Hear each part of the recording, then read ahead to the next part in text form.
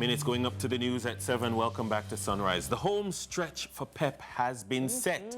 And for some children, exam stress can manifest in different ways, such as withdrawal, low motivation, avoidance of studying, well, all of the above. Our guest this morning joins us in preparation to discuss some steps that children and parents can take to ease the pre-exam PEP stress. Associate Clinical Psychologist Verol Bennett, welcome to Sunrise. Verol, how are you doing? I'm good, thank you for having me. Good to see you. Nice being here. Let's talk about this.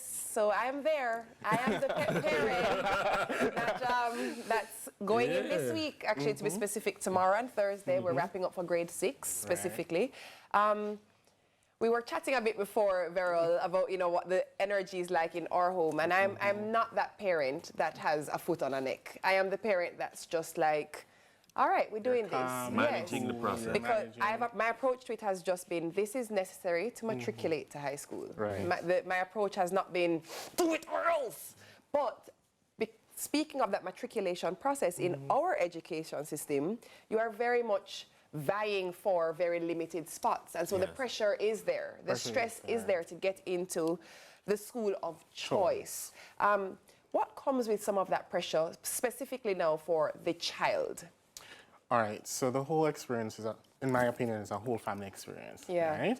And for the child, they are wondering, okay, will I do my best? Am I prepared enough? Have I learned enough? Can I meet my parents' expectation? Can I meet my teacher's expectation, right? So there are a lot of these factors that are at play.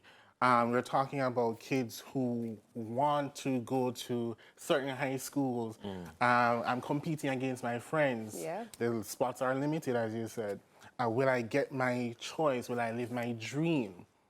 This is the end of the world. This is all my world, right? So the whole notion of, oh, it's all right, it's not that big of a deal. It is a big deal. And you're telling me it's not, so I should deny how I'm feeling. And then there are little people with big emotions, and sometimes they don't know how to express themselves. And sometimes, or a lot of times, they don't have the space to process or having someone there to help them understand what's going on. So there's sometimes a lot of internalization happening as well. Sometimes some persons will explode. And then when we put the added layer of possibly being neurodivergent, that's another situation, because have I been in a space where my needs have been met?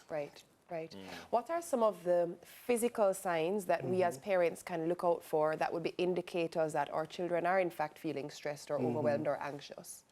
Well, as Denise said earlier, we have the withdrawal, we have not eating, not sleeping, we have not being able to concentrate, up studying till odd hours because they're worried about not being prepared enough, not wanting to study at all, missing school, not wanting to go to school, feeling sick, having headaches.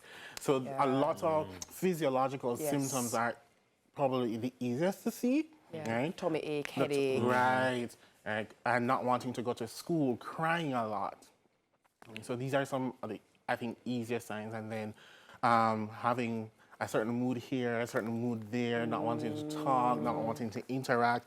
And your child is the bubbly, social butterfly, and you're seeing this, something is going on. How can parents, because parents are also experiencing a fair amount of stress themselves, because it's almost as if, well, this is the biggest thing in the child's life thus far, but the parent sometimes is projecting their own stress and projecting that pressure onto the child and making matters worse. How can the parents manage their own internal frustrations and ease off and protect the child from some of their own anxiety? All right, so I come from the standpoint of a parent, in most cases, will be doing their very best because they love their children. And as a result of that, they may be overprotective. They may be, applying a little pressure in our Jamaican space. We have a very interesting way of motivating, using the out of a fear sometimes. You don't want to be lazy. You don't want to be laissez-faire, and then you say, "Me should have did."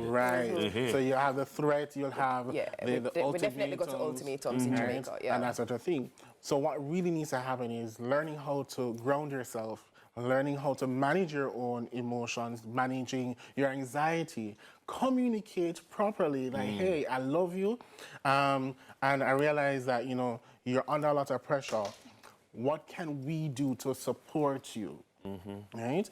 Collaborate with the teachers as well. Teachers are also under pressure to have the kids perform, so that's another situation, right? And so how can we create a space where I am regulating myself and I'm also teaching you to regulate, so we can have a co-regulation. Is there a pressure valve in the home that we can turn to ease off some people, take them out of it, carry them, go somewhere, make them play, and then return? Or how do you...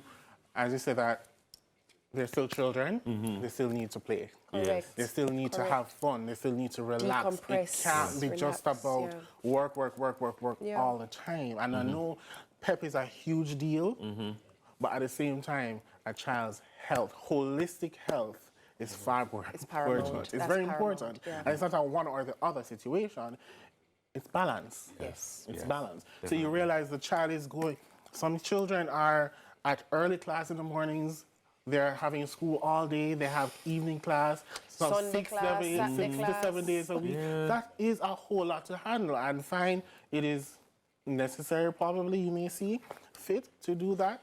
But at some point, when the home should be a safe space, the home should be your oasis, your safe haven. Create that atmosphere at home. Create proper, healthy relationships between parents and children, guardian and children, so that when they come home, they can relax and they can have good sleep. And they're eating good food. That part. That is so important. That was excellent. Thank you so much. That was Verol Billett, Associate Clinical Psychologist. TK is on standby with the news. More Sunrise when we return.